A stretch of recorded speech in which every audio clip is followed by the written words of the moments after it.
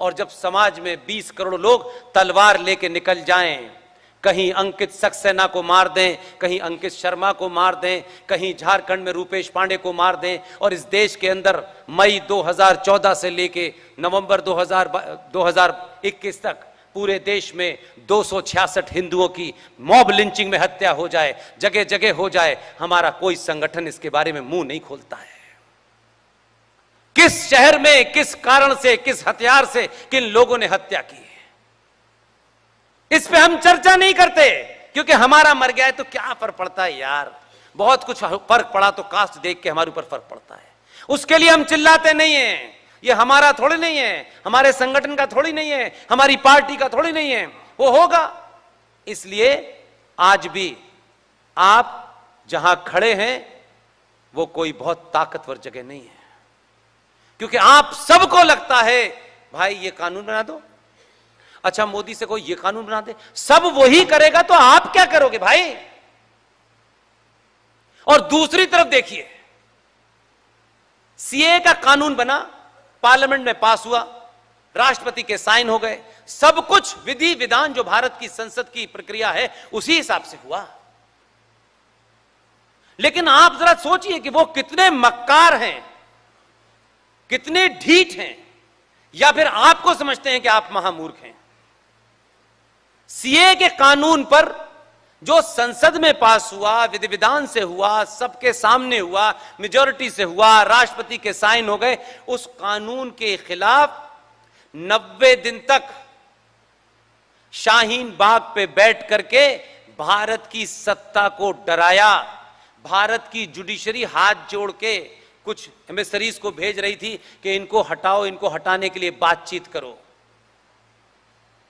नहीं किसी ने कहा। यही मैं बता रहा हूं चरित्र की बात। हरियाणा एक छोटा सा राज्य है, दिल्ली के पास में लगता है। एक आदमी का नाम आपने सुना होगा, एक कोई बाबा था वहां, मोटरसाइकिल से भी स्टंट करता था। क्या नाम था, अक्सर दिमाग से निकल जाता है। राम रहीम। उसने कोई एक आश्रम बनाया। उस आश्रम में क्या होता है, मैं इसमें भी इंटरेस्ट नहीं था। चरित्र देखिए, यह व्यवस्था का चरित्र बता रहा हूं, क्योंकि आप अपने के मरने पे नहीं रोते हैं, उसका नाम, जाति, जने क्या क्या देखते हैं। राम रहीम के यहां आदेश हुआ कि इनका आश्रम खाली कराया जाए। राइट? पुलिस वही है, कानून वही है। राम रहीम का आप जब आश्रम खाली कराने गए तो लोगों ने रोका, हाथ पैर से रोका, न डंडा था, न कोई बंदूक थी, न कोई रिवॉल्वर थी। एक लोकतांत्रिक देश में उन्होंने प्रतिकार किया, क्योंकि सामने सनातनी हिंदू था, क्योंकि इसके मरने पे लोग रोते नहीं हैं। 32 लोगों को पॉइंट ब्लैंक गोली से मार दिया। लेकिन शाहीन बाग को खाली कराने के लिए सत्ता और व्यवस्था मिन्नतें कर रही थी।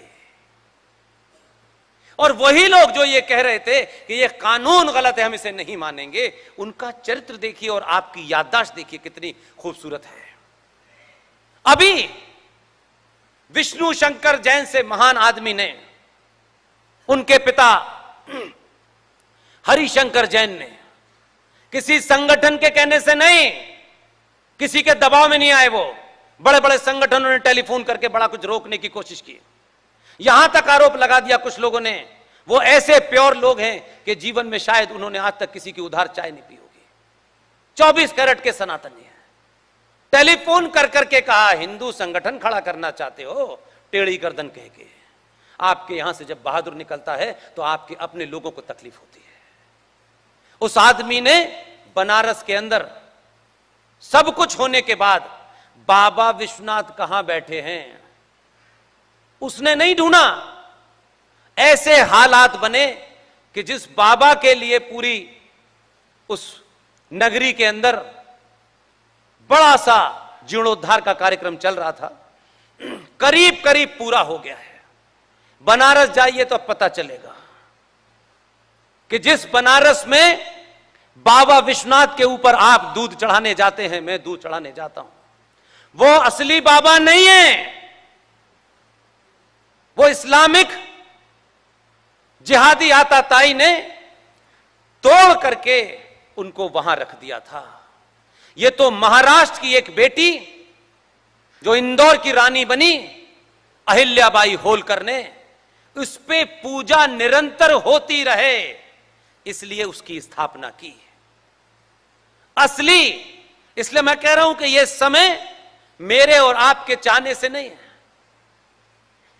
आप यहां अपनी मर्जी से नहीं आए हैं, मैं दावे से कह रहा हूं। मैं कई प्रोग्राम में जाने से आधे घंटे पहले घटना ऐसी घटती है कि नहीं जाता। ये जो कुछ भी हो रहा है, ये 70, 65, 75 साल के जीडी बख्शी टेलीविजन पे, 70 साल के RSN सिंह, जिनकी जिंदगी में सब कुछ हो चुका है, कोई अभिलाषा नहीं है। ये किसी के कहने से नहीं है, कोई ताकत है जो हमसे ये काम करा रही है। हम इसको कितना ईमानदारी से करें, इतना ही हमारा मतलब है। इसलिए आपको इंप्रेस करने के लिए, आपसे ताली बजवाने के लिए कोई झूठी बात नहीं करूंगा, इसलिए सख्त से सख्त कड़वी बात करूंगा।